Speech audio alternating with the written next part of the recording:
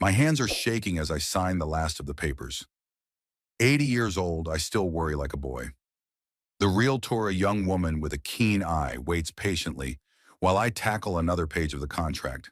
Pen slides across the paper, leaving a trail of my last great sacrifice. Minus Mr. Thornton, are you sure you don't want to think it over again? She asks as I turn to the final page. The amount of money is quite substantial. I just shake my head. What is there to explain to her? That in my long life I haven't learned to say no to my family? That this is my last chance to earn the respect of my only son? It's okay, I answer. I've been saving this money for the last 30 years. She nods with a professional smile, but there's a look of incomprehension in her eyes. To her, I'm just an eccentric old man who gave up almost all of his savings for a house he doesn't even intend to live in. I walk slowly through the streets of Hazleton as I leave the real estate office. The town had changed in recent years. New buildings had sprung up, old stores had closed, giving way to chain giants. Only my print shop stood in the same place for almost half a century, until I decided to retire 5 years ago. Thornton and Sons. It's ironic. I've always had only one son, Edgar, who never worked a day in the family business. And Sons was more of a hope than a reality, a hope that the boy would follow in my footsteps, love the smell of paint and the noise of typewriters. I turn toward the park where I usually feed the pigeons, my daily ritual since Margaret's gone. 15 years have passed, and I still talk to her when I'm alone. You know, Margie, I whisper, tossing crumbs to the birds, I just bought a house for our boy, the big one on Maple Street with the white picket fence. Do you remember when we used to walk past it, and you used to say how beautiful it was? The wind rustles in the crowns of the trees, and I want to believe it's her answering me. Margaret always knew just what to say. Even when I came home exhausted after a 16-hour workday, she found the right words of encouragement. And when I refused to take time off work to ensure we had a decent life, she didn't complain, even though I could see how lonely she felt. I sacrificed our time for the future and ended up alone with my memories and a stack of bank statements. Well, at least that money would now go to something worthwhile. Returning to my small apartment on the outskirts of the city, I mentally go over the events of the past years. My print shop started with one old machine in a rented basement. I worked day and night printing flyers for local businesses. Gradually, business picked up. By the time Edgar was born, I had a small but steady business. I walk into the apartment and turn on the lights. Everything here is simple and functional, no frills. Margaret used to make fun of my frugality. Wilfred, she used to say, money should be spent while we're alive. But I was always thinking of the future, of security, of making sure that our son would never have to save money the way I had to when I was young. On the kitchen table is a picture of Edgar and his wife, Mirabelle, taken at their wedding 7 years ago. I remember that day. Edgar looked happy and a little nervous, while his bride glowed with confidence. Even then, there was something calculating in her gaze as she looked at me. Perhaps I'm too biased. After all, what kind of father thinks a daughter-in-law is good enough for his son? I put the kettle on and pull an old tin box of tea out of the cupboard. Margaret has always made tea in a large china teapot, a gift from her mother for our wedding. I, on the other hand, prefer simplicity, a bag and a mug, and it's ready. For the first few years after the wedding, Edgar and Mirabelle visited me often. Then the visits became less frequent. Mirabelle always found reasons. Work demanded all her attention, or they were planning a vacation, or she was tired after a long week. Edgar would call, apologize, and promise to come back next time. I didn't insist. I realized that young people have their own lives. When they did come, Mirabelle looked around my apartment with ill-concealed disdain. Once I heard her whisper to Edgar, "Can't he afford something better? Or is he just a cheapskate?" If only she knew how much money was in my accounts. Money I'd been saving all my life, denying myself everything but the bare necessities. But I kept quiet. It was my little secret weapon, my guarantee that someday I could truly help my son. And that day came. The house on Maple Street was my last and most generous gift. A 3-story, 5-bedroom house with a spacious kitchen and garden. It's exactly what Mirabelle always wanted, according to Edgar's stories. I sip my tea and look over the rest of the deeds to the house. I'll hand them the keys in a week on Edgar's birthday. It will be a surprise that will hopefully change our relationship for the better. Maybe Mirabelle will finally see me not just as an annoying old man, but as someone who really cares about their well-being. As I go to bed, I think back to the day I first saw the house. The realtor, not the one who had brokered the deal, but an older one, was taking me through the rooms, praising the high ceilings and original wood floors. I listened, half listening, imagining how Edgar and Mirabelle would live here, perhaps with the children they didn't have yet. "Minus Mr. Thornton?" the realtor asked then. "Do you plan to live here alone? The house is pretty big for one person." "No," I replied. "It's for my son and his wife." "How generous of you," she smiled. "Do they know about your decision?" "It will be a surprise." She looked at me strangely but said nothing. Perhaps it seemed strange to her too, that an old man would give away all his savings without saying a word to the recipients of such a generous gift. But what could she know about my relationship with my son? About the nights I sat by his crib while he was sick? About the weekends I spent at the print shop so he could have the best toys and the trendiest clothes? About the years I paid for his education, hoping he would find his path, even if that path didn't lead to the family business? Edgar chose a career in the IRS, stable and secure. I never pressured him, although deep down I hoped he would want to continue in my business.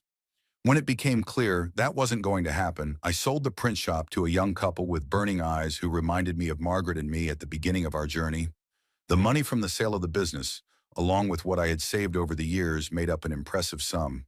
I could have moved to a better house, traveled, lived large, but instead I continued my modest life, adding interest to the principal. Margaret would not have approved of such asceticism. "Life is passing you by, Wilfred," she would have said. Maybe she was right, but now I have finally found a worthy use for my savings. In the morning, I wake up at first light, a habit left over from my days at work. I eat the oatmeal I've made every morning for 30 years. Margaret always made fun of my predictability. Today I'm supposed to meet with Frank, my old friend and attorney, to go over the final details of the house transfer. Frank is the only one who knows about my plans, and he doesn't hide his skepticism. We meet at a small cafe downtown. Frank, as usual, is 10 minutes late. Some things don't change. "Wilfred," he says, shaking my hand with his strong palm, "you can still change your mind. It's too generous a gift for people who aren't particularly—" He stops talking, searching for words. "Don't particularly appreciate me," I finish for him. "Maybe that's why I'm doing this, Frank, so they can finally see that I care about them." Frank shakes his head. "You could buy a smaller apartment or help with a down payment, but a whole house? And give it away for nothing?" I shrug my shoulders. "What am I going to do with that money? I'm old, Frank. I don't want luxury travel or a new car. I want my son and his wife to have a good life. And maybe," I add more quietly, "they'll finally decide to have children if they have enough room." Frank sighs but doesn't argue anymore. He knows me too well to try to change my mind. "Okay," he says finally. "I've prepared all the paperwork. They'll own the house outright, no strings attached. Are you sure you don't want to keep at least the use rights?" I shake my head. "Non but do. I want it to be their house, completely and unconditionally." Frank nods, but I can see the worry in his eyes. He knows Mirabelle and seems to trust her even less than I do. After meeting with Frank, I decide to take one more look at the house before handing over the keys. The realtor agrees to meet me there at 2 in the afternoon. The house looks even more impressive than I remembered. Freshly painted facade, manicured lawn, large windows letting in lots of light. I imagine Edgar coming back here after work, Mirabelle cooking dinner in the spacious kitchen, the children probably running around the rooms, filling the house with laughter. "You seem happy with your choice, Mr. Thornton?" the realtor says as we finish looking around. "Yes," I reply. "This is the perfect house for my family." She smiles, and this time there's no professional coldness in her smile, just genuine warmth. "Your family is very blessed to have such a caring father." I don't tell her that my family doesn't even know about the house yet, that it will be a surprise that I hope will change our relationship, that this is my last attempt to be a part of their lives and not just an old relative who is visited out of a sense of obligation. Back home, I call Edgar to make sure he hasn't forgotten about our meeting on his birthday. He doesn't answer right away, and I hear Mirabelle's voice in the background. "Daddy, hi," he finally says. Of course we remember. Mirabelle has made a reservation at the Golden Stag for 7 o'clock tonight. The Golden Stag is one of the most expensive restaurants in Hazleton. I know the bill will be astronomical, and that Edgar expects me to pay, though he doesn't say so explicitly. "Actually, son," I say, "I thought we could meet this afternoon. I have a special present for you." "In the afternoon?" I can hear the confusion in his voice. "I'm not sure I can get off work." "It's important, Edgar. Trust me." There's a pause, and I hear him talking to Mirabelle. "Okay, Dad," he says finally. "I'll try to leave early. Where do you want me to go?" I give him the address of the house on Maple Street and ask him to bring Mirabelle. "But what's there?" he asks suspiciously. "You'll see," I reply and smile, though he can't see it. It's a surprise. As I hang up the phone, I feel a strange excitement. Tomorrow everything is going to change. Tomorrow I will finally do something that will make my son and his wife see me as more than just a burden or a source of free lunches at expensive restaurants. Tomorrow I will give them everything I have, hoping to receive just a little bit of genuine love and respect in return. As I go to bed, I look at Margaret's picture on my bedside table. "I hope you would approve of my decision, dear," I whisper. "You've always been wiser than me on such matters." That night I dream that Margaret and I are young again, that we are walking down Maple Street and stop in front of a beautiful house with a white fence. "One day," she says in this dream, "our boy will live in a house like that, and I promise her that I will do everything I can to make it happen." In the morning I wake up with a sense of a promise fulfilled and ready for a new beginning. I arrived at the Maple Street house in a cab an hour before the appointed time.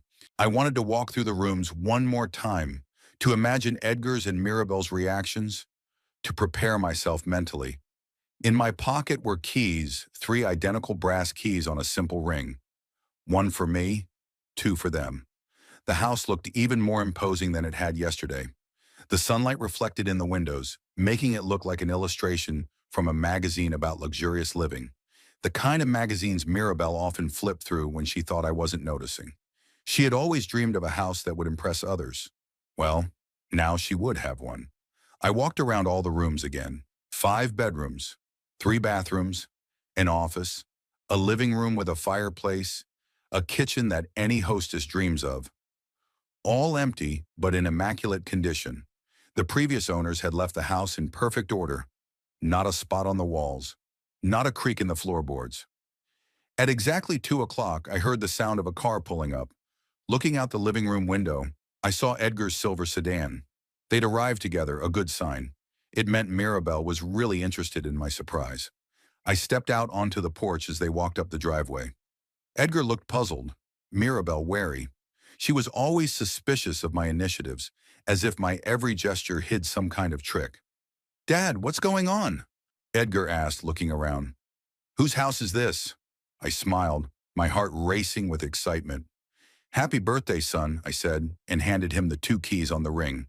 "This is your house, or rather, yours and Mirabelle's." There was silence. Edgar stared at the keys without moving. Mirabelle looked from me to the house, then back to me. Something flashed in her eyes that I couldn't make out. Disbelief? Shock? Joy? "Are you kidding?" Edgar finally squeezed out. "No," I shook my head. "All the paperwork is done. The house is all yours. No mortgages, no strings attached, just a gift from father to son." Mirabelle was the first to come to her senses. She stepped forward and took the keys from my hand. "Are you serious, Wilfred?" she asked, and for the first time in all the years we'd known each other, there was not a note of disdain in her voice. "You bought us a house?" "Yes," I answered simply. "Would you like to see inside?" They followed me into the hall. I watched their reactions when they saw the high ceilings, the wide staircase leading to the second floor, the marble floor in the hallway. Edgar looked stunned, and Mirabelle looked as if all her dreams had come true at once. "Oh my God," she whispered, turning slowly and looking around. "That's the house on Maple Street. I'd always admired it when we drove by." I led them onward, showing them room after room. With each step, Mirabelle became more and more animated. She was already planning where she would put this or that piece of furniture, what colors she would use for each room, what pictures she would hang. "This bedroom is perfect for a guest room," she said as she entered one of the rooms on the second floor. "And this is where we'll make Edgar's office." She turned to me with an unexpectedly bright smile. "Where do you plan to settle down, Wilfred?" The question caught me off guard. "Me, I'm staying in my apartment." Mirabelle frowned. "But there's so much room. You should move in with us. Right, Edgar?" My son, still looking slightly stunned, nodded. "Yes, Dad. Why would you want to stay in that little apartment when there are 5 bedrooms?" I felt slightly confused. Mirabelle, who had avoided my company for years, was suddenly inviting me to live with them? Something didn't add up. "Thank you for the invitation," I replied cautiously, "but I'm used to my own place. Besides, you and Mirabelle need your own space." "Nonsense!" Mirabelle exclaimed. "The house is huge and we'll only see each other at dinner." Besides, she lowered her voice to a conspiratorial whisper, "if we have children, you can help with them." "Oh, that's it. Free babysitting." Now her enthusiasm made sense. "I'll think about it," I said evasively, though I knew I would refuse. "Let's get you settled in first." The next few days flew by in a flurry. Edgar took time off from work, and Mirabelle was fully immersed in planning the move. They called me constantly, discussing details or asking for advice, though I suspected Mirabelle just wanted to make sure I hadn't changed my mind about financial aid. On Friday night, I wrote a check for a very substantial amount of money. When I handed it to Mirabelle, her eyes widened. "That's very generous, Wilfred," she said, quickly tucking the check into her purse before Edgar could see the amount. I drove over to the house on Saturday morning to do something to help. The moving truck was already at the curb, 2 sturdy guys carrying boxes and furniture out of their old apartment. Mirabelle was directing the process, telling me what to carry and where to put it. When she saw me, she frowned. "Wilfred, we agreed you'd take it easy." "I was just trying to help with some advice," I replied. "It's a big house after all, and we need to organize the space properly." The day passed in a flurry of activity. By evening, most of the furniture was arranged, though the boxes of small things still had to be sorted out. Mirabelle ordered dinner from the restaurant for everyone, including the movers. I was surprised at her generosity until I realized that I was paying for the dinner. We sat at the new dining table that Mirabelle had bought especially for the house. It was huge, seating at least 12 people. "Now we'll be able to have real dinner parties," she said, admiring her purchase. "I've always wanted to have guests in a large dining room." "Speaking of parties," Mirabelle said, "I'm thinking of having a housewarming party next Saturday. We'll invite all our friends, Edgar's co-workers from the IRS, my clients. It'll be a great opportunity to show the house." Edgar didn't seem too enthusiastic about the idea. "Maybe we should wait until we're fully settled in," he suggested. "Y bueno, there's still so many boxes to sort through." "Nonsense," Mirabelle dismissed it. "The main rooms are ready, and we can finish the rest in a week." She turned to me. "You'll help us with the preparations, won't you, Wilfred?" I realized she didn't mean physical help, but financial. A party for 30 or 40 people, with good catering, isn't going to be cheap. "Of course," I replied, deciding that this would be my last contribution to their new life. "But let Edgar do the organizing. He's good at it." Over the next few days, I visited the house often, helping with small tasks and watching Mirabelle transform it into her perfect palace. She chose expensive materials, ordered exclusive furniture, changed the lighting. The money I'd given them to furnish it was melting away at an alarming rate. I noticed that my room, the one that had been prepared for me, was left untouched. No expensive wallpaper or new furniture, just the bare minimum. This was further confirmation that the invitation to move in was a mere formality. On the day of the housewarming party, I arrived early to help with the final preparations. Mirabelle was running around the house, checking every detail. She had chosen the theme of elegant luxury for the party and demanded that everything be in keeping with her vision. "Wilfred," she said to me as I entered, "it's good of you to come. We need to move the couch in the living room. It's at the wrong angle." I looked at the massive leather couch that Edgar and I had struggled to install 2 days ago. "Mirabelle, at my age, moving such heavy things—" "Oh, of course," she interrupted me with feigned concern. "I'd forgotten your age." "Edgar," she shouted, "come here. We have to move the couch." My son appeared from the kitchen, where he was arranging the champagne glasses. "Again?" he asked tiredly. "We moved it yesterday." Yesterday was yesterday. Mirabelle cut him off. Today I can see that it's not standing right. By 7 p.m., the house was ready for guests. Mirabelle wore an elegant black dress, which I suspected had also been bought with my money. Edgar put on a suit. I stayed in my usual tweed jacket, despite Mirabelle's implication that my attire was inappropriate for the event. The guests started arriving at 7:30 sharp. Edgar's colleagues from the IRS, Mirabelle's clients and colleagues from the real estate agency, a few neighbors they'd already met. I stood off to the side watching Mirabelle accept compliments about the house. "Oh, it was a stroke of luck," she said to one of the guests, waving gracefully. We'd been looking at properties in the area for a long time, and when this house came on the market, we knew it had to be ours. Not a word about the house being a gift from me. I didn't correct her. I didn't want to spoil the party.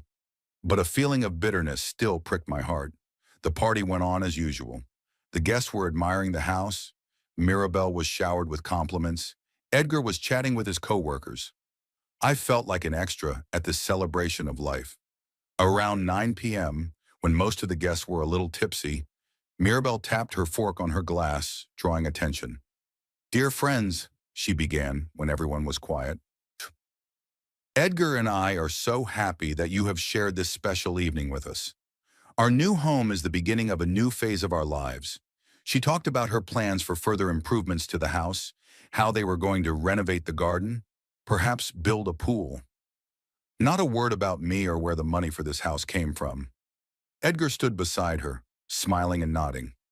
When Mirabelle finished her speech, he raised his glass. "To our new home!" The guests cheered the toast. I raised my glass too, but a feeling of alienation was growing inside me. I was becoming more and more sure that I had made a mistake in giving them the house without any conditions. Late that night, when the last of the guests had left, I helped Edgar collect the empty glasses. Mirabelle had already gone upstairs, citing fatigue. "It was a good party," I said, trying to make conversation. "Yes," Edgar nodded. "Mirabelle is pleased. She'd always wanted a house where she could have guests." "I noticed she hadn't mentioned where you got it," I said casually. Edgar was embarrassed. "Dad, you know Mirabelle. She's proud. It's hard for her to admit that she got something as a gift." I nodded, though I thought it wasn't really about pride, but about Mirabelle's desire to look successful in the eyes of her friends and coworkers. "Of course, son, I understand." We finished cleaning in silence. As I was about to leave, Edgar suddenly gave me a hug. "Thank you, Dad, for everything. I know I don't always show how grateful I am, but it's okay." I patted him on the back. "I'm glad you're happy in your new home." As I walked back to my apartment, I reflected on what had happened over the days. Mirabelle clearly considered the house her well-deserved reward, not a generous gift. Edgar, as always, followed her, hesitant to object. And I gave away all my savings, but I felt even more distant from them than before. I woke up early on the morning of the housewarming day with a heavy feeling in my chest. The sun was barely peeking through the curtains of my old apartment, and I already knew that today was not going to be an easy day. Mirabelle had called me yesterday to let me know that the party would start at 6 in the evening, but that I should arrive by 3 o'clock to help with the final preparations. "We need someone to meet the catering, while Edgar and I are at the beauty parlor," she said in a tone that implied no objection. It surprised me that Edgar was going to the beauty parlor too, but I kept my mouth shut. Over the years of my marriage to Mirabelle, my son had become more dependent on her judgment, even in matters like grooming. I got up, showered, and spent a long time choosing what to wear. I finally settled on my best suit, a dark blue one that I wore only on special occasions. Margaret had given it to me for our last anniversary together. "You should pamper yourself once in a while, Wilfred," she'd said then. I stroked the lapel of my jacket as if it were her shoulder. How would she assess the current situation? Probably would advise me not to be so suspicious and just enjoy my son's happiness. I had my usual breakfast of oatmeal and a cup of black tea. Then I sat at the window for a long time, watching the passers-by below. The neighborhood where I lived wasn't the most upscale in Hazleton, but I'd gotten used to it in the 10 years I'd lived here since Margaret's death. I knew every store, every tree, said hello to my housemates. The thought of moving to a new neighborhood, even if Mirabelle really wanted me to live with them, made me vaguely uneasy. At 2 hours and 30 minutes, I hailed a cab and drove to a house on Maple Street. The driver, a young guy with dreadlocks, whistled when I gave him the address. "Nice neighborhood," he said, looking at me in the rearview mirror. "You visiting someone?" "My son," I said. "He just moved there." "Lucky some people." The driver chuckled and didn't speak to me again for the rest of the trip. The house looked even more impressive than before. The lawn was freshly mowed, and there were large pots of flowers on the porch that hadn't been there before. Mirabelle must have ordered them especially for tonight. I rang the doorbell, even though I had a key. For some reason it seemed wrong to just walk in, even though I had handed them the keys to this house myself just a week ago. The door was opened by a girl in a catering company uniform. "Good afternoon, sir. Are you a guest?" "I'm Mr. Thornton's father," I answered, feeling strangely awkward. "Oh, come in, please. Mrs. Thornton warned me you were coming." They had not yet returned from the parlor. I entered the house and saw a group of people in the same uniform bustling about in the living room and dining room, setting up tables, arranging dishes, setting out trays of hors d'oeuvres. The house has been transformed even more since I was last here. There were new paintings on the walls, designer vases, mirrors in exquisite frames. Mirabelle had wasted no time turning the house into an exhibition of her taste and, I suspected, my money. I sat in a chair in the corner of the living room, trying not to disturb the catering staff. No one paid any attention to me, and I felt like a ghost in a house I had once hoped to consider, at least in part, my own. At 4 o'clock, Edgar and Mirabelle arrived. My son looked a little embarrassed. His hair had clearly been styled by a professional, and his face was slightly shiny, as if some kind of cream had been applied. Mirabelle, on the other hand, was in her element. Flawless makeup, a new hairdo, an expensive dress I was seeing for the first time. "Wilfred, you're already here," she said, entering the living room. "Good. Please make sure they don't put the buffet table too close to the fireplace, and make sure all the candles are in place." "No, hello, no, thank you for coming. Just directions, like I was just another hired hand." Edgar came over and shook my hand. "Hey, Dad, you're early." "Mirabelle asked me to be here by 3 to meet the catering," I replied. "Oh, yeah." He nodded as if he had just remembered. "Thanks for helping me out. There's so much to catch up on today." He looked around, clearly assessing whether everything was going according to Mirabelle's plan, then apologized and went upstairs to change. I ran Mirabelle's errands, checking the tables and candles, though the catering staff clearly knew their job better than I did. Then I went upstairs to my room to get some rest before the guests arrived. The room looked untouched. Same simple bed, same minimalist decor. Obviously, no one expected me to actually live here. I lay down on the bed and closed my eyes. The noise of preparations from downstairs came muffled, as if from another world. For a moment, I imagined how our lives might have turned out if Margaret had been alive. We would probably all live together in this house, helping with the grandchildren we don't have yet. Margaret would have loved cooking in the big kitchen, growing flowers in the garden. We would have grown old here together, surrounded by family. Instead, I lay alone in a nearly empty room, feeling like a stranger in the house I'd bought myself. At 5 hours and 30 minutes, I went downstairs, washed and ready for the evening. The house was completely transformed, with candles burning everywhere, soft music playing, and tables bursting with delicious hors d'oeuvres. Mirabelle, in her elegant dress, was giving final instructions to the staff. Edgar, now in a suit that looked more expensive than mine, stood nearby, holding a glass of champagne. "Ah, Dad," he said when he saw me. "Would you like some champagne?" I nodded, and he called the waiter, who brought me a glass.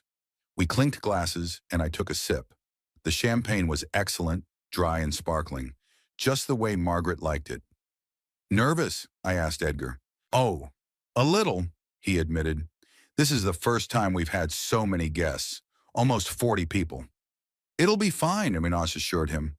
"The house is beautiful. The food looks delicious." "Yes, Mirabelle has organized everything perfectly." He looked at his wife with obvious admiration. "She'd even hired a photographer to capture the evening." I nodded, calculating in my mind how much the evening would cost. It had to be at least $5,000, if not more. The money I'd given them to set up was clearly melting away at an alarming rate. At precisely 6 o'clock in the evening, the doorbell rang. The first guests arrived. Mirabelle instantly transformed from a strict manager to a hospitable hostess, hurried to the door. Edgar followed her, and I stood aside, not knowing what role I should play at this party. The guests arrived one by one. Edgar's colleagues from the IRS, clients and employees of the Mirabelle Real Estate Agency, a few couples I didn't know, apparently their new neighbors. Every person who came in admired the house, and Mirabelle accepted each compliment as if it were the result of her own efforts. "Oh, it wasn't easy," she said to one of the guests as she looked around the living room. "But I always knew what I wanted, and I went for it."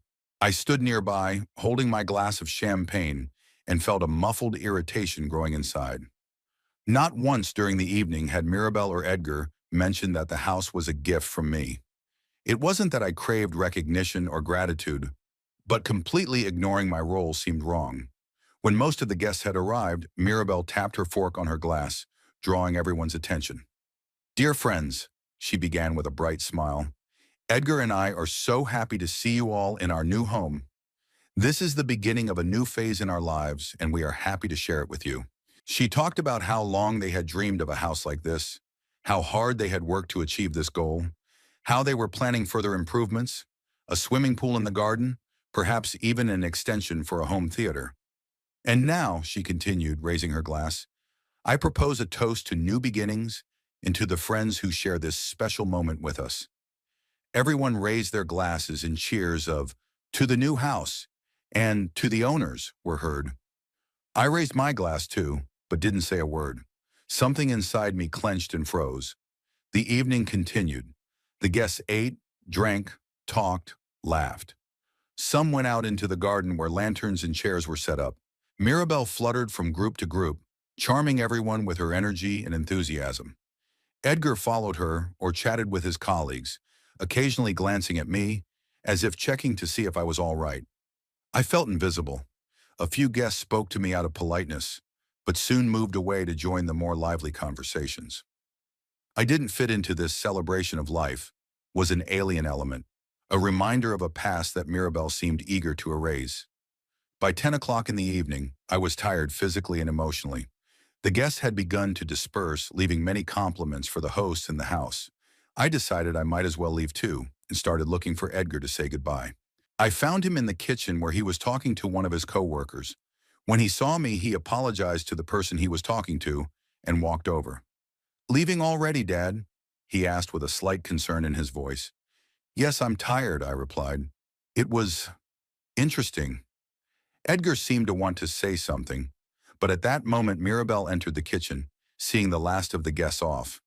"It was wonderful," she said, hugging a woman who seemed to be a colleague from the agency. "Be sure to come again, maybe for a barbecue next month." As the guests left, Mirabelle noticed me. "Ah, Wilfred, you're still here," she said in a tone that could have meant anything. "How was the party?" "Very impressive," I said, struggling for words. "You did a great job organizing it." "Thank you," she smiled, but the smile didn't touch her eyes. "I hope you weren't too bored among the young people." "No, not at all," I shook my head. "I'm going home. Congratulations on your successful housewarming." "Home?" she asked, and something in her tone made me wary. "I thought you were staying here. The room is ready for you." I looked at her in surprise. "I wasn't planning on staying. We've discussed this, Mirabelle. I'm used to my apartment. But why pay rent when there's so much space here?" She made a wide gesture with her hand. "It's not logical." "It's not about logic," I replied calmly. "I just prefer to live alone." Mirabelle stared at me for a moment, then turned to Edgar. "Did you talk to him?" My son was confused. "Yeah, I didn't have time," he mumbled. "There was so much to do with the housewarming party." "What are you talking about?" I asked, shifting my gaze from one to the other. Mirabelle sighed, as if she had to explain the obvious to a child. "Wilfred, Edgar, and I discussed the situation and decided that you should sell your apartment and move here. It makes sense from every angle." "I don't want to sell the apartment," I said firmly, "and I don't want to move." Something changed in Mirabelle's face. Her smile disappeared, her eyes narrowed. "Look," she said in a different tone, "let's be honest. You spent almost all your savings on this house, didn't you?" I didn't answer, but she didn't expect me to. "So you don't have a lot of money left." Rent, bills, groceries, they all cost money. If you move in with us, you can save money. Plus, she paused, if we have children, you can help with them. It was clear now. Mirabelle didn't see me as a family member, but as a resource, a source of money and a potential free babysitter. I can handle my expenses, I said, feeling a cold rage growing inside. And I'm not going to be a babysitter on call. So one of them. Dad, Edgar interjected, Mirabelle is just looking out for you. At your age, living alone. At my age, I interrupted him, I have the right to decide how and where I live. Mirabelle folded her arms across her chest. You know what, Wilfred? You're an ungrateful old man. We offer you to live in this beautiful house, to be part of our family, and you refuse. Maybe you just like feeling victimized. A poor, lonely old man who no one understands? Her words hit me like a slap in the face. I looked at Edgar, expecting him to object, to defend me, but he stood silent, eyes downcast. I never thought of myself as a victim, I answered quietly, and I've never asked for pity. Then why do you refuse to move? Mirabelle insisted. It's illogical unless you want to punish us for something. I don't want to punish anyone, I said, feeling tired. I just want to live my life. Your life? She almost laughed. What life, Wilfred? Sitting alone in a small apartment, looking out the window and feeding pigeons in the park? That's not a life. It's my life, I replied, trying to remain calm, and I appreciate it. Mirabelle shook her head as if I was a hopeless case. You know what? I'm tired of pretending. I've put up with you all these years for Edgar's sake, but I can't take it anymore. You're a liability, Wilfred. Edgar feels guilty because you're lonely, and it's keeping us from building a life. If you really love your son, stop being selfish and think about him. I looked at Edgar, who was still avoiding my gaze. Is that your opinion too, son? I asked. He looked up, and I saw a mixture of shame and fear in his eyes. Dad, we just want you to be closer to us. No, Mirabelle said sharply. Enough of these lies. Tell him the truth, Edgar. Tell him you're tired of his constant calls, his passive aggression, his judgmental looks at me. Edgar looked like a man backed into a corner. Mirabelle, not now. If not now, when? She raised her voice. We got the house, that's the most important thing. Old man, thanks for the house, but we don't need you now. There was a heavy silence in the room. I looked at my son, expecting him to object, to say that his wife didn't mean it, that she was just tired after a long day. But Edgar remained silent, avoiding my gaze. I see, I said at last.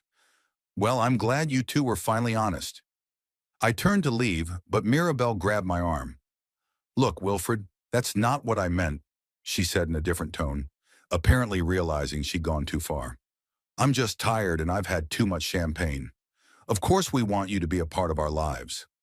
I gently released my hand from her grip. Don't worry, Mirabelle. I understood everything perfectly. The house is yours, no strings attached, just as I promised. Live in it happily. I headed for the exit. Edgar finally came out of his stupor and followed me. Dad, wait, he said, catching up with me in the hall. That's not what she meant. You know Mirabelle. She sometimes speaks without thinking. I stopped and looked at him. What about you, Edgar? What do you think? He hesitated, and the pause was enough. I saw in his eyes everything I needed to know. I thought so, I said quietly. Well, I won't bother you. Dad, please. It's all right, son. I patted his shoulder. Mana, I should have realized a long time ago that it was time to let you go. My mistake. I opened the front door and stepped out onto the porch. The night was cool, the stars shining brightly in the sky. I inhaled deeply, feeling my chest tighten. I'll call you a cab, Edgar said, coming out after me. No need, I replied. I'll walk. At this hour? At your age? At my age, I said, walking down the steps. Sometimes it's good to take a walk and think about life. I walked down the street without looking back. I don't know whether Edgar stood on the porch, looking after me, or went straight back to his wife's house. It didn't matter. It was a long walk back to my apartment, but I didn't feel tired. There was a strange emptiness inside me, as if something important had been torn from my chest, leaving a hole. I had given away almost all my savings, hoping to buy a place in the lives of my son and his wife, but in the end I only received confirmation of what I had always suspected. To them, I was just a resource, not a person. Entering my apartment, I turned on the light and looked around. It was small, modest, but it was mine. There were no expensive paintings or designer furniture, but here I could be myself, without judgment or pretension. I sat in a chair by the window and took a long look at the city at night. Somewhere out there, in a luxurious house on Maple Street, my son and his wife were probably discussing me, planning how to make amends, or, more likely, had already forgotten what had happened, busy with their own affairs. And here I was, alone, but strangely free. It was as if tonight had broken the invisible chain that had been pulling me back, making me try again and again to earn the love that couldn't be bought. I closed my eyes and allowed myself to cry for the first time in years. The morning after the housewarming party greeted me with a headache and a heaviness in my chest. I struggled to get out of bed, feeling every joint protesting against movement. At my age, sleepless nights and emotional turmoil take their toll especially hard. In the kitchen, I put the kettle on and pulled out a bag of oatmeal. The familiar actions were soothing, bringing back a sense of normalcy. But inside, I could still hear Mirabelle's words. "Old man, thanks for the house, but we don't need you now." And Edgar's silence, that traitorous silence that spoke louder than any words. I sat at the table with a cup of tea and a bowl of oatmeal, looking out the window at the familiar cityscape. Across from my house was a bakery where a small line lined up every morning for fresh bread. I watched the people, their ordinary concerns, and felt a strange detachment, as if I were watching a movie about someone else's life. The phone rang around 9 o'clock. I looked at the screen apprehensively, expecting to see Edgar's name, but it was Frank, my old friend and lawyer. "Wilfred, how was the housewarming party?" he asked without preamble when I answered. "Not very well," I admitted, without going into details. Frank was silent for a moment, apparently waiting for more, but I wasn't ready to discuss yesterday's events. "Did something happen?" he finally asked. "Let's just say the masks are off," I replied evasively. "Why are you calling, Frank?" He was silent again, then sighed. "I wanted to invite you to lunch. It's been a while." I almost said no, but then I realized that the alternative was to sit at home and replay the bitter events of last night. "Okay," I agreed. "Where and when?" We agreed to meet at a small Italian restaurant near my house at 1 o'clock in the afternoon. It was one of my and Frank's favorite places, inconspicuous from the outside, but with excellent food and no pretensions to trendiness. After talking to Frank, I decided to go out for a walk. The day was clear but cool, typical of early fall in Hazleton. I put on my old coat and scarf and went outside. The park where I usually fed the pigeons was a 10-minute walk from my house. I bought a baguette on the way from the very bakery across the street and headed there. The bench I usually sat on was vacant, as if waiting for me. I sat down, breaking the bread into pieces for the birds, and thought about how quickly illusions crumble. Only a week ago, I was sure I was making the right choice in giving my savings to my son. I had hoped that this gesture would bring us closer together, that Mirabelle would finally see me not just as an annoying old man, but as a man worthy of respect. How wrong I was. The pigeons gathered around me, greedily picking up crumbs. Their simple focus on food seemed enviable now. No complex emotions, no betrayals, just basic needs and instincts. "I envy you guys," I muttered, dropping the last of the crumbs. "Life is so much easier when you don't try to understand people." I arrived at the restaurant at exactly the right time. Frank was already waiting for me at our usual table in the corner, with a glass of red wine. "You look lousy," he said instead of greeting me when I sat down across from him. "Hello to you too," I replied, trying to smile. The waiter brought the menu, but we didn't even look at it. We developed our own rituals over the years. Frank always ordered lasagna. I ordered spaghetti carbonara. "So," Frank began as the waiter stepped away, "what happened at the housewarming party?" I sighed and began to recount about how Mirabelle had actually taken credit for buying the house, about the tension that had been building all evening, and finally about the final scene in the kitchen. Frank listened without interrupting, only occasionally frowning or shaking his head. "I warned you," he said when I was done. That woman never appreciated you. She only saw you as a purse with legs. This isn't about her, I countered. This is about Edgar. He didn't stand up for me, Frank. He just stood there silent while she said all those things. Frank shook his head. Your son has always been a weakling, Wilfred. I'm sorry to say this, but you know it's true. He let that woman have complete control over his life. I wanted to object, to defend Edgar, but the words stuck in my throat. Because Frank was right. My son has always been soft, compliant, avoided conflict. These were qualities I once considered virtues. Politeness, sensitivity, listening. But over time, they've become a weakness, an inability to stand up for himself and those he loves. What are you going to do? Frank asked, interrupting my thoughts. What can I do? I shrugged. The house is theirs, the money's spent. All that's left is to move on. Frank looked at me carefully, then leaned closer. There's something you should know, he said quietly. I got it from Harry Donovan, who works at the same bank where Mirabelle got the loan. A loan? I asked in surprise. Why would she need a loan? I gave them more than enough money to settle in. Frank grinned. Apparently not enough for her appetite. Harry said she'd borrowed a substantial sum against the house, allegedly to renovate the kitchen and install a pool. I felt a chill go down my spine. The house I'd bought to give them a stable future was now collateral for a loan they might not be able to repay. But how could the bank give a loan so quickly? I mean, they just moved in. Frank spread his hands. The house is fully paid for, no encumbrances, plus Mirabelle works in real estate. She probably knows the right people. And Edgar works for the IRS, a stable civil servant. They're perfect borrowers for the bank. I shook my head, trying to make sense of what I'd heard. What is she spending this money on?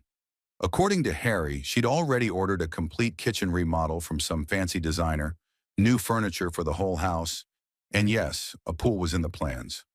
Plus, she had ordered a new car, not for Edgar, for herself. I stared at Frank, not believing my ears.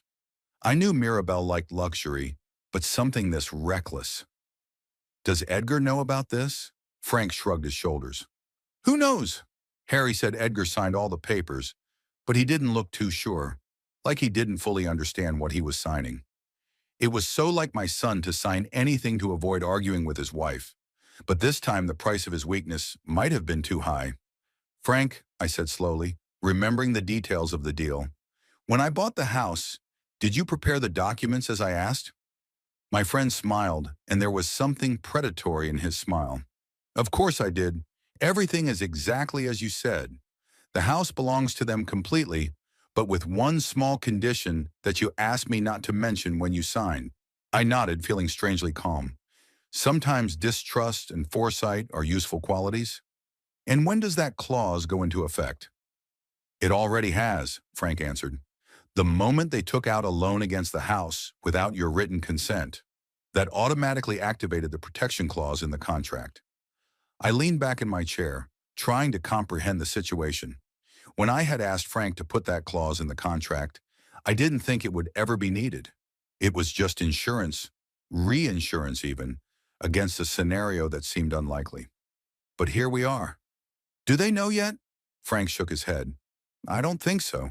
The bank hasn't had time to get a breach of contract notice yet, but it's a matter of days, maybe even hours.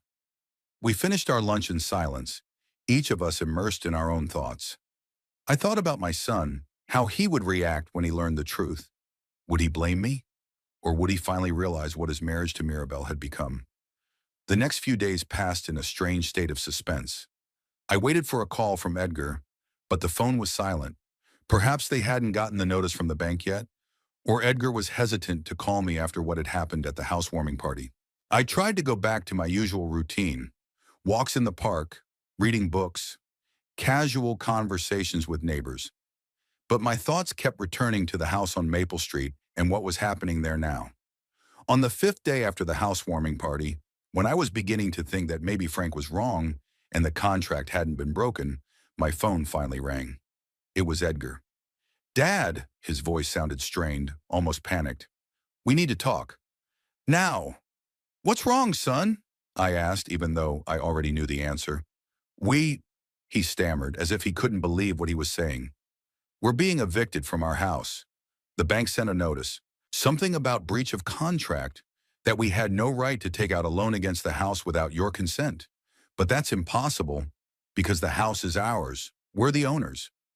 I took a deep breath, collecting my thoughts. Edgar, did you read the deed when you signed it? Well, not all of it, he admitted, embarrassed. It was so long and you said it was fine, that the house was all ours. And that's true, I confirmed. The house is yours, but on one condition. You can't use it as collateral without my written consent for 10 years after you buy it. There was silence on the other end of the line. I could almost see Edgar trying to make sense of the information, perhaps remembering if he'd actually signed that condition. But why? He finally squeezed out. Why would you include such a condition and not tell us? For protection, I answered simply, so that you wouldn't lose the house because of rash financial decisions. You didn't trust us, he said, resentment in his voice. You pretended to give us the house, but you actually kept control. It wasn't you I didn't trust, it was the circumstances, I countered. And, as it turned out, for good reason. How many loans have you taken out so far, Edgar? For what? There was silence again, then a heavy sigh. Kiyo, Mirabelle wanted a new kitchen, new furniture, and a car. She said we needed a car to match our new status. I shook my head even though he couldn't see it. And you just signed all the papers without reading them. She said she'd thought of everything, that we could easily handle the payments. Edgar, I interrupted him, you're a grown man. You work for the IRS, for God's sake.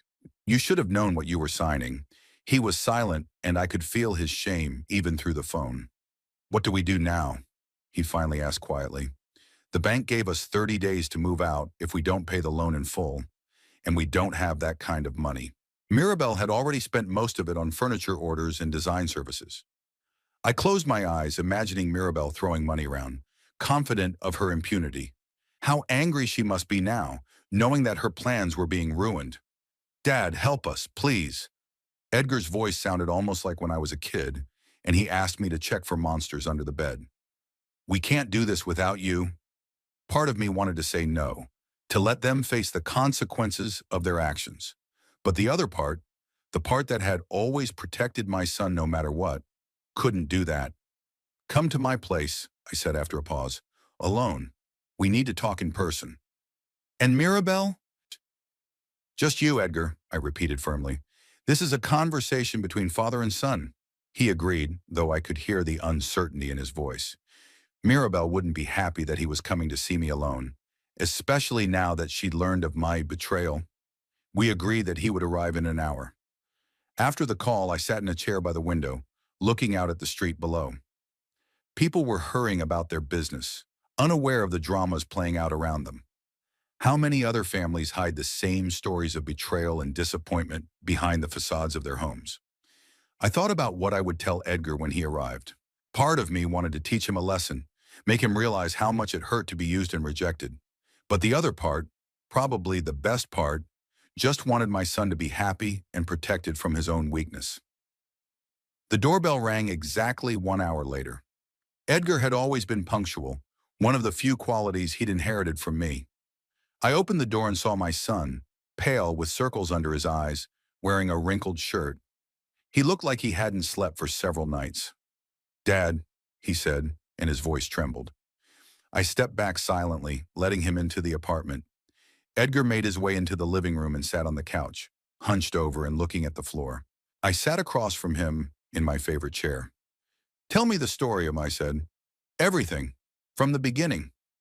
And he began to talk about how Mirabelle had been delighted with the house, how she'd immediately started planning the changes, about how she contacted an interior designer she knew from work and ordered a complete kitchen remodel, about how she picked out new furniture without looking at the price tags, about the new car she'd already ordered, a luxury SUV worth Edgar's annual salary. I told her we needed to be careful with money, he said without looking up, but she said we needed to match the new status, that our neighbors expected a certain level. And you agreed to take out a loan. He nodded, still not looking at me. She said it's common practice that everyone does it, use the property as collateral to improve the quality of life, and you signed without reading the terms. Another nod, even more ashamed. And then the notice from the bank came, he continued. They said the loan was canceled because we'd violated the terms of the purchase agreement, and that we must immediately return all the funds we had already managed to get and spend. Or else. Otherwise, the house will be auctioned off to pay off the debt. His voice was barely audible. We have 30 days. I looked at my son, so pathetic and broken now, and felt a strange mixture of pity and anger. Pity for him for allowing himself to be cornered, and anger at myself for failing to nurture his strength of character. What did Mirabelle say when she found out about the condition in the contract? I asked, though I'd already imagined the answer. Edgar looked up at me, and there was so much pain in his eyes that my heart sank. She said you had it all planned out from the beginning, that you were never going to give us the house for real, that you wanted to control us, manipulate us. He paused. She's furious, Dad. I've never seen her like this. I nodded. Of course, Mirabelle saw the situation not as her fault, but as my malice. It was easier than admitting my own greed and recklessness. What do you think, Edgar? I asked, looking him straight in the eye. Do you think I planned all this too? He looked away, but then looked at me again, as if he'd regained his composure. I don't know what to think, Dad. I just know we're in trouble, and you're the only one who can help us. I sighed. It's always the same thing. Even now, after everything that's happened, he expected me to fix everything, like I've done his whole life. So what do you suggest, I asked? That I give you the money to pay off the loan? That I finance Mirabelle's whims again? No, he shook his head. I know it's wrong. I don't know what to do, Dad. I can't lose the house. Mirabelle wouldn't survive it. What about you, Edgar? I asked quietly. Will you survive this? He looked at me in surprise, as if the question had never occurred to him. Yeah, I don't know, he answered honestly. I'm so used to doing what Mirabelle wants. What do you want? Edgar was silent, and there was something new in his eyes, a glimmer of realization, maybe even awakening. I want things to be simple again, he said at last. I was tired of the constant tension, of having to conform to Mirabelle's expectations, of being afraid of doing something wrong. I looked at my son and saw in him not only the weakness I despised so much, but also the pain I had once felt myself. The pain of a man living a life that was not his own. Edgar, I began slowly, I will help you with the house, but on one condition. He looked up, hope flaring in his eyes. Anything, Dad? You have to decide for yourself without Mirabelle's influence. Think about what you really want, and if it's not the house or the life she's planning, find the strength to say so. Edgar looked at me and I could see fear and something like determination struggling in his eyes. I don't know if I can, he whispered. You can, I said firmly. You're my son. You have more strength in you than you realize. He nodded silently and then his phone rang. Mirabelle's name came up on the screen. Edgar looked at the phone, then at me, and for the first time I saw him making a decision for himself. I'll call her back later, he said, rejecting the call. We should finish our conversation first. I smiled, feeling oddly relieved. Maybe all was not yet lost. Maybe Edgar would come out of this situation not broken, but stronger than he was. After Edgar left, I sat by the window for a long time, reflecting on our conversation. A strange sense of lightness filled me, as if the heaviness I'd been carrying for decades had finally begun to subside. I no longer felt responsible for the happiness of my son and his wife. For the first time in a long time, I thought only of myself, my desires, my future. I pulled out of my desk drawer an old box where I kept the deeds to the house. Underneath the deed was another document, the one I hadn't told Edgar about during our conversation. One that would change the situation completely. In the morning, I called Frank and asked him to come over. I needed a witness and legal support for what I was about to do. Frank arrived quickly, as if he had been expecting my call. Are you sure? He asked, looking over the documents I showed him. It's a radical step, Wilfred. I'm as sure as I've ever been, I replied. They need to know the truth. Frank nodded and dialed a number. Mr. and Mrs. Thornton, this is Frank Donovan, attorney at law. I need to see you today about your house. Yes, it's urgent. He made an appointment at his office for 2 o'clock this afternoon. I felt strangely calm, almost peaceful. The decision had been made, and it was the right one. We arrived at Frank's office early. I sat down in a comfortable leather chair and prepared to wait. At exactly 2 o'clock, the door opened and Edgar and Mirabelle walked in. My son looked exhausted, with circles under his eyes as if he hadn't slept in several nights. Mirabelle, on the other hand, was impeccably dressed and made up, but her face was tense and her eyes were lightning bolts. "What is the meaning of all this?" she asked at once, without even saying hello. "Why do we have to meet here, and not at our house?" "Because it's not your house anymore," Frank answered calmly, pointing to the chairs across from his desk. "Please have a seat, and I'll explain everything." Mirabelle remained standing, but Edgar sank heavily into the chair, looking at me with a mute question in his eyes. I nodded at him, trying to convey a confidence I didn't really feel.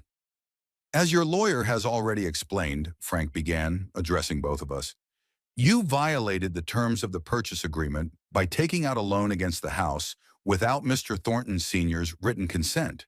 That activated a protective clause in the contract."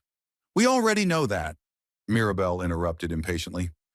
"We're here to discuss how to solve this problem. Obviously, we need Wilfred's consent retroactively, and everything will be fine." Frank shook his head. "I'm afraid it's not that simple, Mrs. Thornton. You see, violating this condition doesn't just invalidate your loan. It invalidates your title to the house completely." There was silence in the room. Mirabelle froze, her face slowly losing color. Edgar just stared at Frank, as if he didn't know what he was saying. "It's impossible," Mirabelle said at last. "We are the owners of the house. We have deeds." "Documents that you signed without reading," Frank said softly. "Crumb, let me quote the key clause. In the event this property is used as collateral for a loan without the written consent of Wilfred Thornton, title shall immediately and unconditionally revert to the aforementioned Wilfred Thornton, with full authority to dispose of the property as he sees fit."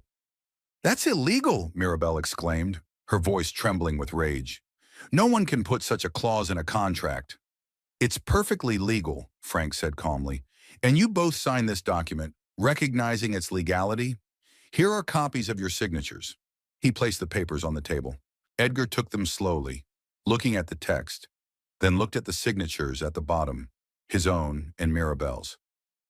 "They are indeed our signatures," he said quietly. "Are you saying you just didn't notice that clause?" Mirabelle turned to him, her face contorted in a grimace of contempt. "How can you be so incompetent?"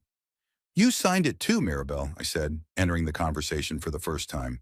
"And as I recall, you didn't really read the documents. You were too busy planning how you were going to spend my money."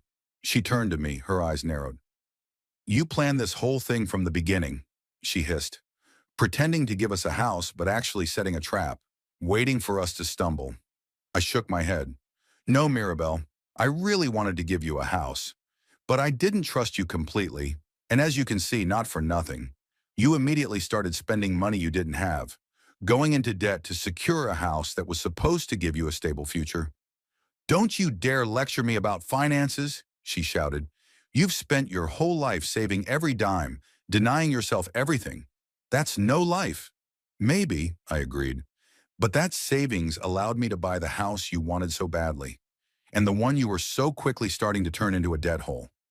Edgar, still studying the papers, looked up. "What's going to happen to the house now, Dad?"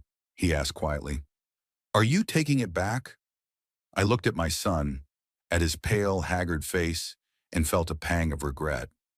Not for what I'd done, but for what he'd had to endure because of his weakness and his choice of an inappropriate wife. "No, Edgar," I answered softly. "I sold him." "Sold him?" he echoed. "To whom?" "To a young couple with 2 children," I said. "They'd been looking for a house in a good neighborhood for a long time, but they couldn't afford the full price. I sold it to them at a steep discount on the condition that they never resell it, but pass it on to their children." Mirabelle laughed, but it was a bitter, almost hysterical laugh. "What a touching story. So you trust strangers more than you trust your own son?" "It's not about trust, Mirabelle," I countered. "It's about a lesson you both need to learn. You can't build your happiness on other people's money and other people's expectations. You have to live within your means and appreciate what you have.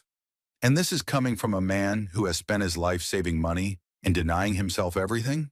She retorted. What's the point if you just end up giving it to strangers?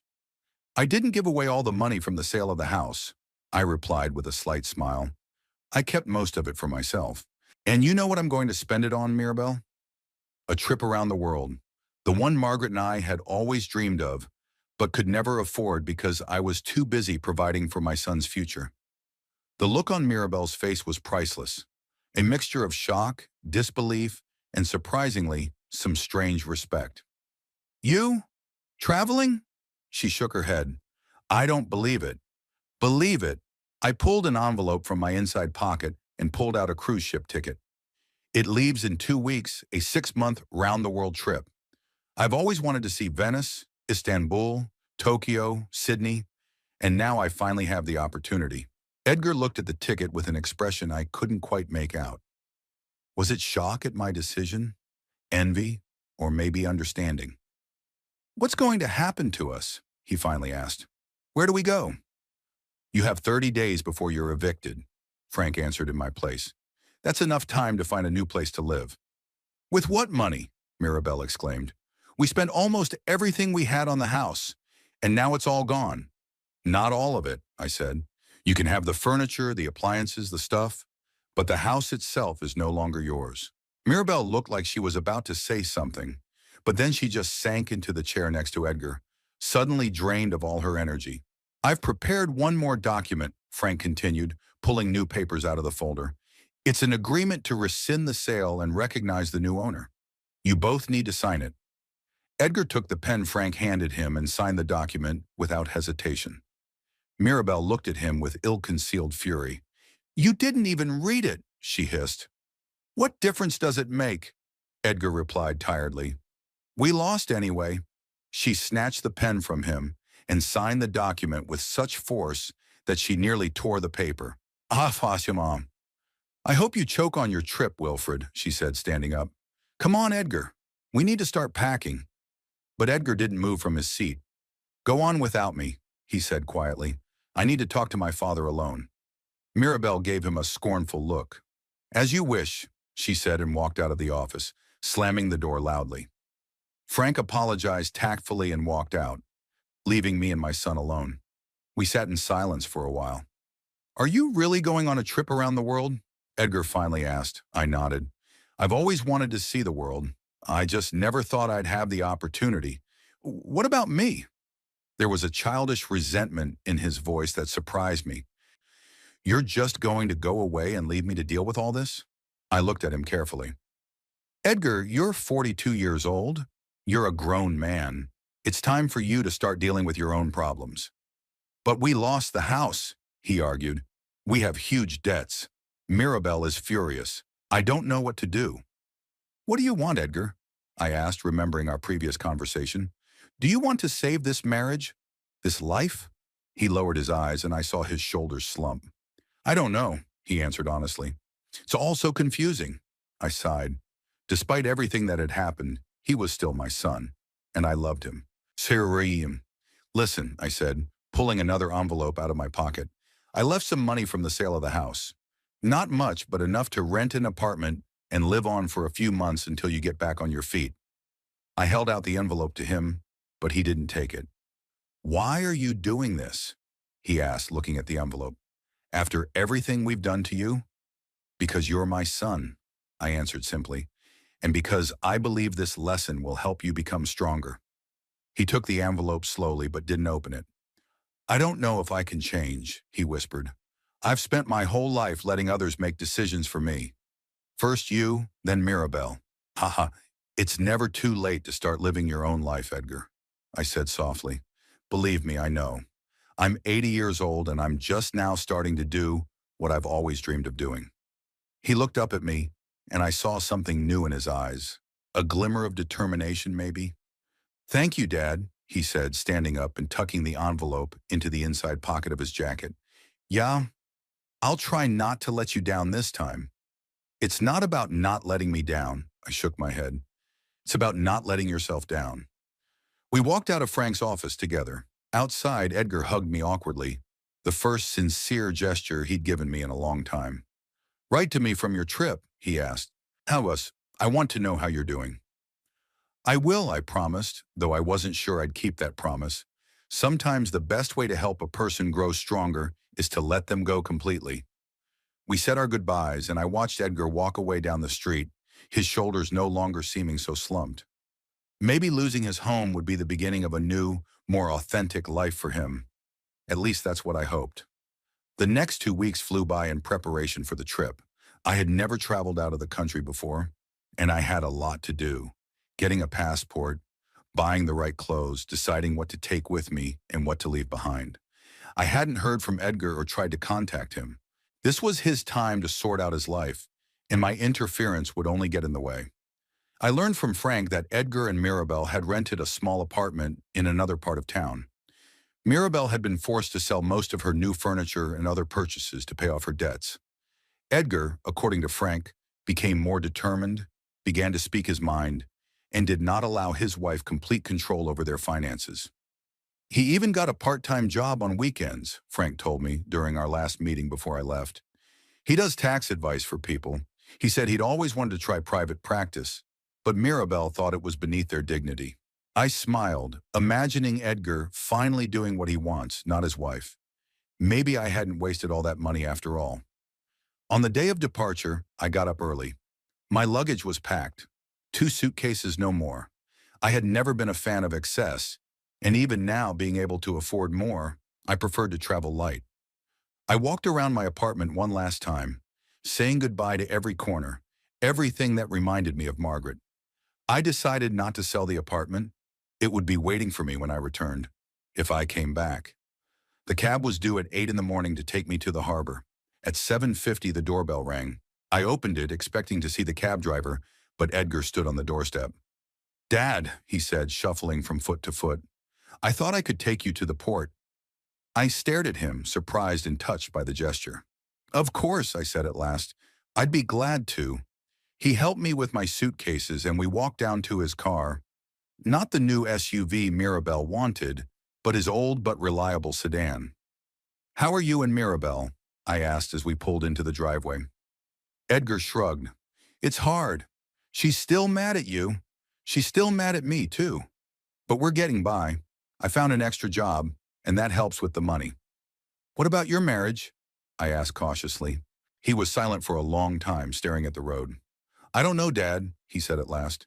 "I'm beginning to realize that maybe we were never right for each other. She wanted status, wealth, recognition, and I just wanted a quiet life, maybe." I nodded, not trying to offer advice. Edgar had to decide for himself what to do with his marriage. "Are you ready to travel?" He changed the subject. "Aren't you scared?" I smiled. "A little scared, but in a good way. This is going to be an adventure, Edgar. Something I've always dreamed of, but never dared to do." "I'm happy for you, Dad," he said, and I felt like he really meant it. "You deserve it." We arrived at the port an hour before sailing. The cruise ship loomed above us like a small city, huge, shining, full of the promise of new horizons. Edgar helped me check in and walk to the gangway. There we stopped to say goodbye. "Write to me," he said, hugging me awkwardly, "and send me pictures. I want to see all the places you'll visit." "I will," I promised, this time sincerely. "And you write too. I want to know how you're doing." He nodded, and I saw tears in his eyes. Strangely, my eyes were dry. It wasn't sadness I felt, but a release, as if the heavy weight I had been carrying all my life had finally been lifted off my shoulders. "Goodbye, son," I said, turning toward the gangway. "Take care of yourself." "Goodbye, Dad," he replied. Thank you. For everything." I boarded the liner without looking back. There was a new world ahead of me, new horizons, a new life. A life where I was finally free of expectations, obligations, sacrifices. A life that belonged only to me. Standing on the deck, I watched the shore slowly recede. Somewhere out there in Hazleton, my son was starting his new life, learning to stand on his own 2 feet, to make his own decisions. And I was beginning my journey, not only around the world, but to myself. I smiled, feeling the fresh sea breeze playing in my hair. At 80, my life was not ending, it was just beginning.